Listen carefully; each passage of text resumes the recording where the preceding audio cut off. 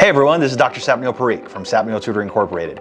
In today's video, we're going to be talking about a general guideline on how to get into that competitive, private, independent school, whether it's in the state or out of the state or abroad or internationally. This applies to all students trying to get into that competitive, independent private school or independent boarding school.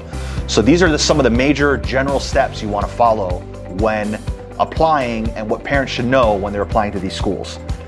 Generally, step one is submit an inquiry sometime around the beginning of the school year, July or August. Step two is make sure to visit the website of the school that you're interested in online.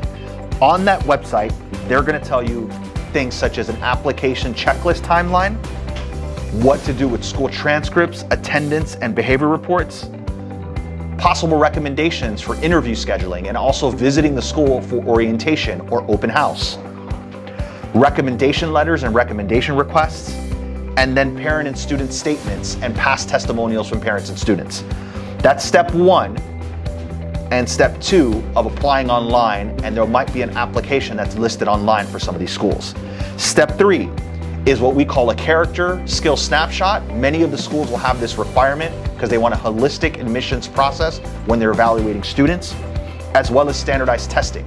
Depending on the grade level that you're applying for, whether it's lower level, meaning kindergarten to third grade, fourth, fifth, sixth grade, middle level, up to eighth grade, and then the high school level or upper level, you'll have different standardized testing requirements. Here at Sept Tutoring, we prepare students for these exams such as the secondary school admissions test, such as SSAT or ISEE. These are both utilized by the independent private schools across the country.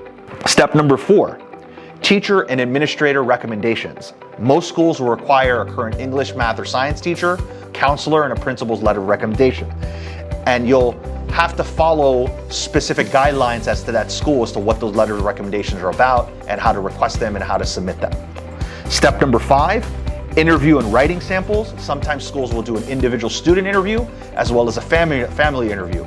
So by going to the information seminar of the schools that you're interested in advance, sometime starting between July and September, you'll be able to get more information on what those interview process looks like for both the family and the student.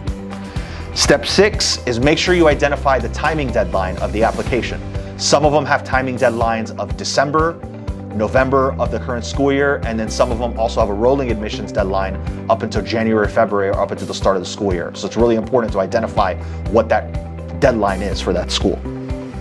And then decision day is anywhere between March to May.